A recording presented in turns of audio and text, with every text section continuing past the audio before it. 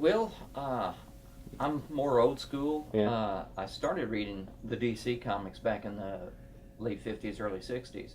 And then I was over at my grandmother's house, and my uncle had some Fantastic Four and Strange Tales there. And that's when I first started reading the Marvel comics. DC, Marvel, Image, what's your thing?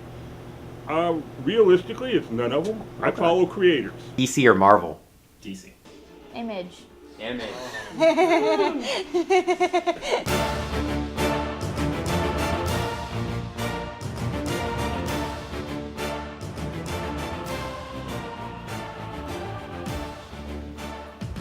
bought out by Flair. And then Marvel bought Flair.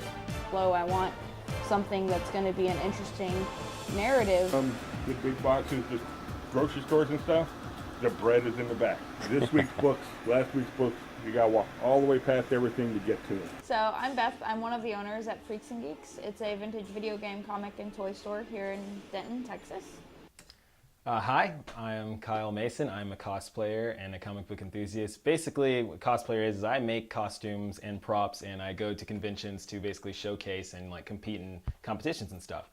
It's really interesting because comics right now I feel like people are really angry with. People aren't happy with like the way Marvel's doing their things or DC with the new 52 and all that junk. But I personally love them. I always say if you're a true fan, you'll find a way to love it. So. Let me see. This is a really popular one. I think that they're starting to flood the market too much, to be completely honest. I think it's helping people be relevant and be comfortable in their interests, and I think that that's a great thing. However, I think that there's too much. They're trying to be progressive, so they made Thor a woman, and they did made Captain America Falcon or whatever, and made him black basically. So people were like, oh, what? They have Spider-Gwen, and Miles Morales is black, and there's a bunch of other characters designs that they're changing up and stuff. So I think with that, there's also a huge boom because everyone's seeing anyone can be Captain America or anyone can be Spider-Man, and then at the same time there's also a decline because people feel like I guess the tradition of the character is being hurt. But personally, I think it's bigger than ever. My name's Clifton Looney. I've been selling comic books off and on since the late 70s. Jim Schumann with Madness Comics and Games. I'm married to the owner, pretty much general manager for the place. I've always been a big fan of all the superhero stuff. I mean, to me that was kind of an influence back when I was a kid. I was watching Superman and Lone Ranger and like that, and that's probably one of the reasons I got into comics from watching the Superman TV show back in the 50s.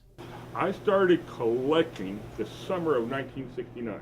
Whew, that's a long time. It's been a long time in dealing with it, and we looked at it. I can't ever remember not reading comic books. There's been a lot of revolutionary changes. In the 60s, they still were trying to market to a younger audience. Then in the 70s and 80s, they tried to mold the stories to an older audience because as the original readers were getting older, they wanted to keep them as well as keeping the new ones. I did 2 cons in the late 70s, 78 and 80. I did San Diego Comic Con. Really enjoyed them, dealt with things. That was in San Diego Comic Con, was a comic book convention. I've set up at a few shows recently. I've attended some Wizard World cons in the last 5 or 6 years. These days, the cons are becoming more a pop culture thing than a comic book con, and I'm more into the comic book side of the things than I am to the rest of the culture. Now, the funny thing is Marvel tried to copy DC when they first started, and then after they did a better deal, then DC started copying Marvel. So I mean, it's just. Like they say, there's only 7 original plots, and all you can do is rewrite them a different way. Because I grew up in an era pre-trade paperback collected edition, so if you missed a copy, you had fun going to chase it down and figure out where it was and dealing with things there. You couldn't just say, well, wait 6 months and the trade will be out for you. And like most people in that time period, hey, this is new, this is different. most of your DC comics were little 8-page, 7-page stories, not much plot. I mean, you know, somebody robs his bank, Superman swoops down, picks him up, and that's it, you know. But Marvel would do stories dealing with social values. They would do plots with the characters. They do character development more. So a lot of times they do this as something to create controversy, to try to get people to look at the books. Right. Now, people say they hate it, but they're still buying the books and reading them. Think about, you know, what people are really interested in. Those numbers are starting to show what's being changed and what people are really appreciating. And I think that those things and the innovators are going to continue to rise, and it's going to continue to be gaining interest.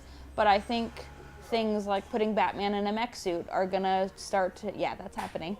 That's going to push people away. I definitely think like the stories are so much more in depth now. Like, definitely reading like something very old school and just being, it's like that whole like, oh, you know, it's so cool, you know, because it's like an old school comic. But if I guess, you know, really put them like side by side, it's like, wow. I think that people at the top need to still address and get younger people involved. Again, give us a product for kids. They need to give us products to be able to introduce people to comic books. Give me a line of books that's one book, one stories. Give me, even in the long running stories, give me an occasional book that's one book, one story. So when I got someone come in and says, I want a good Batman read, or I want to try something, that I can show them with a $4 investment, here's what you're seeing currently in Batman. Rather than say, well, here, if I sell you this one, you're going to have to come back for the next 5 months. Comics are, you know, they're like such a huge part of like culture and, you know, everywhere. And it's something I feel like everyone should experience once in their life. It's nostalgic because a lot of people will look at something and say, hey, I remember picking those up off the shelf, you know, buying the Superman or Spider-Man, whatever, back when I was only 10, 12 years old. I will also tell folks that if all of a sudden their character's not working for them, go back and see who was writing it when it worked for him and see what he's working on now. I think it's gonna continue to rise a bit and then drop. But I think the things that are going to rise aren't gonna be what people are expecting. I see us going in a cycle. I mean, they're going to try to redefine the characters for a younger generation, and I've seen that already done 3 times in my lifetime. Yeah. So